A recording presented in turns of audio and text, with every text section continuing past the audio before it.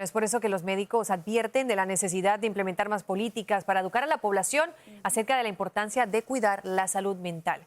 Vamos a conversar sobre esto con la doctora Ekaterina Kostiushina, médico internista y psicóloga, a quien vamos a recibir con mucho gusto. Bienvenida, doctora. Gracias, Aline y Carolina. Es un gran gusto estar aquí para poder conversar de este tema tan importante de salud. Claro que sí. Bueno, que la jueza Lina Hidalgo haya hecho pública esta situación es importante porque lo normaliza, ¿no?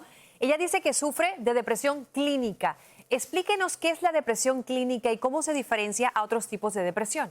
Bueno, la depresión clínica es una enfermedad, así como tenemos enfermedades de los pulmones, del corazón, infecciones. La depresión es una enfermedad del cerebro que afecta nuestro ánimo. Y al estar afectado el ánimo, afecta nuestros pensamientos y por ende los comportamientos. Cuando uno tiene depresión clínica, se siente un estado abrumador y persistente de tristeza, una sensación de desesperanza. Se pierde el apetito o puede estar aumentado, el sueño está disregulado, pero sobre todo se pierde placer en las actividades cotidianas y es una enfermedad que es muy diferente a la tristeza que sentimos casualmente aquí y allá por cuestiones de la vida que suceden. Es una enfermedad grave que puede llevar a discapacidad y hasta muerte y afecta a un gran porcentaje de las personas en nuestra población. Doctora, este tema es sumamente importante y la realidad es que a pesar de lo difícil que puede ser, la jueza no está sola al enfrentar este desafío porque tenemos el dato, más del 30% de los adultos cumplen con los criterios para tener depresión y o ansiedad, síntomas que usted acaba de mencionar. Yo quisiera saber, doctora, si es que es cada vez más común que la gente tenga depresión o es porque antes, digamos, no se decía tanto. Antes no lo decíamos, no lo diagnosticábamos tanto, simplemente teníamos las consecuencias, pero ahora estamos entendiendo más esta enfermedad.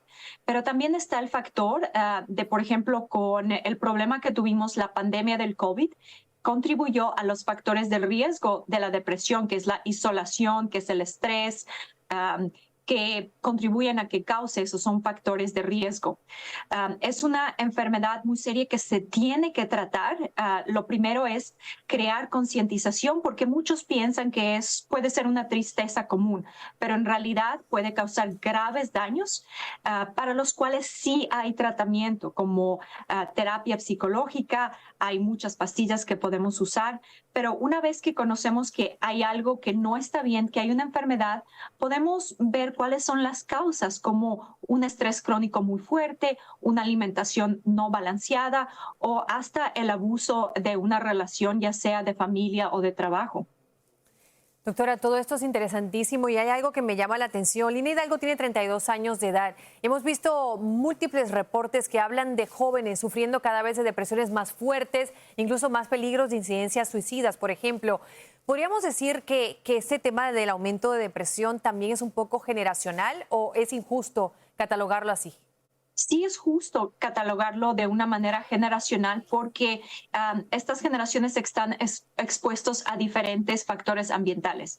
Como la pandemia del COVID contribuyó muchísimo a que esta generación esté isolada, la migración al ciberespacio donde hay más ciberbullying, donde hay más factores ambientales que contribuyen a depresión, ansiedad y hasta suicidios que hemos visto con personas a través del ciberespacio.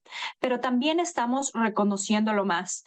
Afecta a toda clase de personas, no discrimina en género, en edad, en condición social.